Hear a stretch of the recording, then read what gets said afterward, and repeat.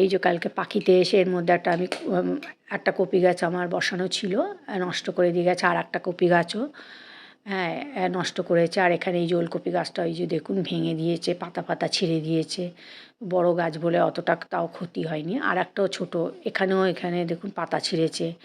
আর একটাও ছোটো আমার ফুলকপি গাছ এই যে পাশে ওই পাশেই ছিল, এটাকে আমি এখানটা সরিয়ে রেখেছি। এরও পুরো কাণ্ড এমনভাবে ভেঙে দিয়েছিল, একটু জোড়া লেগেছিলো বলে মাটি দিয়ে কোনো রকমে জুড়িয়ে রেখে দিয়েছি। দেখি বাঁচে কি না এখন বলতে পারছি না, কোনো রকমে জোড়া দিয়ে রেখেছি।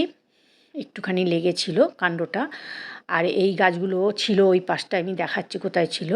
এগুলোকেও মোটামুটি উঠে শুইয়ে ফেলে রেখেছিল, সেটাকে কোনো রকমে সোজা করে এই পাশে আমি লুকিয়ে রেখেছি। ওই জন্যে এখানের গাছগুলো এই যে আজকে একটা লাঠি দিয়ে আমি রেখে দিয়েছি, এগুলোকেও মোটামুটি উঠে অত্যাচার করেছে, অত্যাচার করে শুয়ে রেখেছিল। এই জন্য আজকে আমি এই একটা কাকতাড়ুয়া বানিয়েছি, ছোটো দেখে বানিয়ে রেখেছি।